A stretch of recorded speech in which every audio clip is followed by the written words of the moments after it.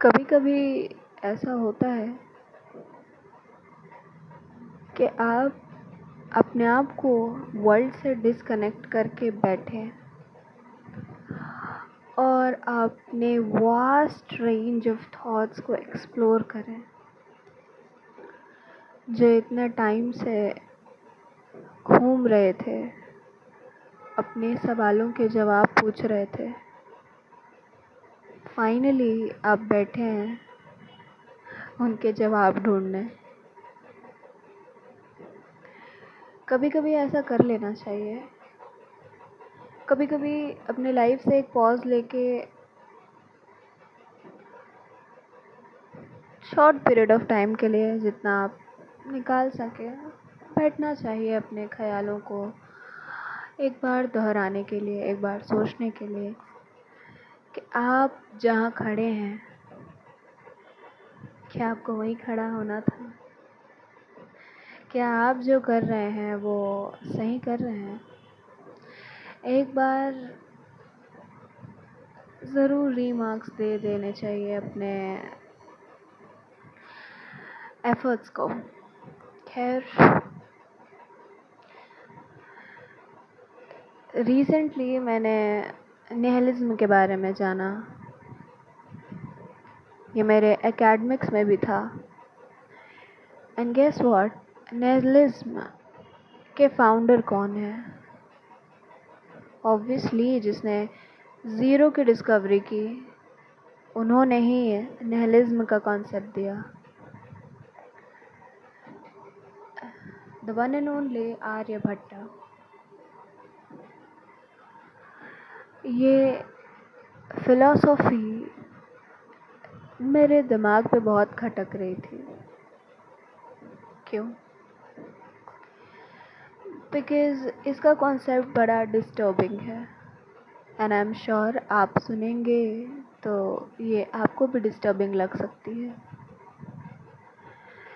ये वीडियो ऐसे ही रहने वाली है बिकॉज़ मैं इसे ज़्यादा एडिट करके स्क्रिप्टेड नहीं बनाना चाहती थी। It's just a self talk between us. Nihilism का कॉन्सेप्ट ये है कि कुछ नहीं है। कहने का मतलब ये है कि the philosophy of nothing, in short, is nihilism. ये फिलॉसफी किसी भी चीज़ पे बिलीव नहीं करती है। हम जिस चीज़ पे कंफ्यूज रहते हैं, the world, the universe, birth, death, everything is absolute zero. Nothing has connection with it. Universe को हमारी प्रेजेंस से कोई फ़र्क नहीं पड़ता है, क्योंकि ये फिलोसफी आपको बिलीव कराती है that you are not special, और ये बिलीव कर पाना बहुत मुश्किल है। इसीलिए कई बार लोग इसे नेगेटिव फिलोसफी भी कहते हैं। हाँ, है भी।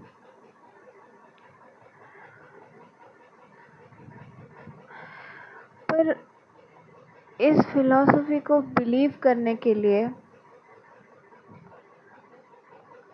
आपके बिलीव्स कमज़ोर होने चाहिए।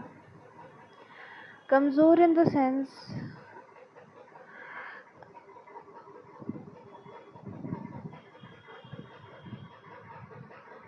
आपकी जो बुनियादी नींव है बिलीव्स की, वो कमज़ोर होनी चाहिए। और अगर ये वो ज़्यादा मजबूत नहीं है तो निहिलिज्म का कॉन्सेप्ट बड़ी आसानी से उसे तोड़ देता है। यही तो कारण है, किसी भी चीज़ का कोई मतलब नहीं है। आप जितना नैतिक है ऐसा दिखाते हैं, अपनी नैतिकता का प्रमाण देते हैं, ज़्यादातर रिलीजन से ही दिया जाता है। पर मेरे हिसाब से इस दुनिया में कुछ भी सही या गलत नहीं होता है, और ये बात बहुत हद तक सच है ही।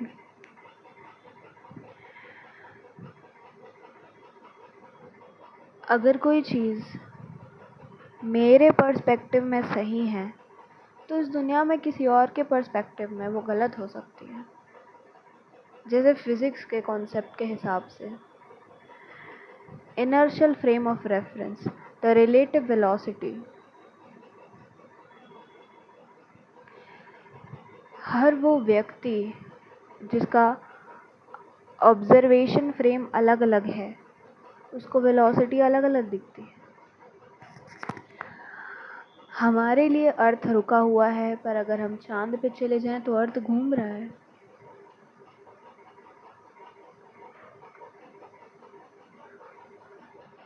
अगर हम बैठे हैं तो सामने वाली कार चलती दिख रही है, पर अगर हम कार पे हैं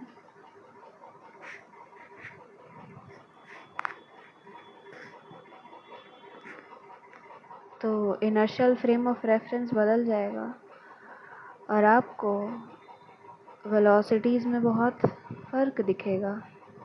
कुछ उसी तरीके से हमारे भी सही और गलत के फैसले होते हैं। आप उसे नहीं बता सकते कि वो सही था कि गलत था। क्या आपने सही किया, क्या आपने गलत किया, ये बहुत कॉम्प्लेक्स क्वेश्चन है, इसका आंसर नहीं दिया जा सकता। और इसीलिए कुछ हद तक मैं निहिलिज्म पे बिलीव करती हूँ। सच तो है। फॉर एग्ज़ाम्पल, निहिलिज्म जो है वो सच तो है, एब्सोल्यूट ट्रुथ तो वही है, कहने के लिए तो वही है। पर जैसा कि मैं एग्ज़ाम्पल दे रही थी मैथ्स के एक इक्वेशन का, डोंट वरी, ज़्यादा एक्सपर्टीज़ होनी ज़रूरी नहीं है, आप ऐसे भी समझ सकते हैं। बहुत बड़ा कोई एक्सप्रेशन है, लोगैरिथम है, एक्सपोनेंशियल का फंक्शन है, integration, differentiation, plus minus divide into, और एंड में इक्वेट होके सब कुछ डिवाइड होके माइनस होके ज़ीरो हो जा रहा है। That can be linked to nihilism, यानी नथिंग, यानी यूनिवर्स में सब कुछ जो आया है वो जाके ज़ीरो हो जाएगा। पर मिस्ट्री तो यही हो जाती है कि क्या कटा, क्या आया, किसने किससे डिवाइड किया, और एक्सप्रेशन क्या थे आखिर जो कट के ज़ीरो हो गए। तो आप डायरेक्ट अगर ज़ीरो पे बिलीव करोगे तो I guess that's not correct. सबसे पहले आपको पूरे एक्सप्रेशन की जानकारी होनी चाहिए कि कैसे ये ज़ीरो हुआ,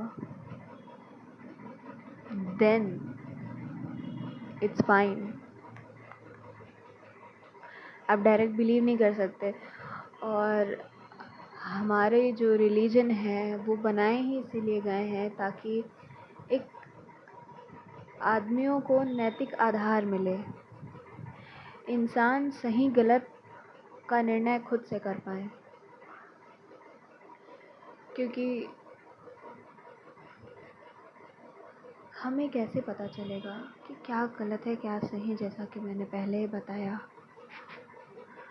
आपको एक आधार की आवश्यकता है जिससे आप नैतिक आधारों पे ही सही परंतु सही और गलत का फैसला कर सकें। इसके लिए धर्म हमें एक अच्छा मार्ग सुझाता है। परंतु हाँ, ये अटल सत्य तो नहीं है। धर्म को मानना सही है, पर जो उसके आगे देखना चाहता है उसके लिए ऐसी फिलॉसफीज हैं। आगे अगर मुझे लगा तो मैं इस पे एक डिटेल वीडियो बनाऊंगी कि यह क्या है और इसकी इन डेप्थ थ्योरी क्या है। अभी तो it was just introduction and my opinion in short. तब तक के लिए always be questionable to everything what's around। सवाल करते रहिए खुद से और दुनिया से।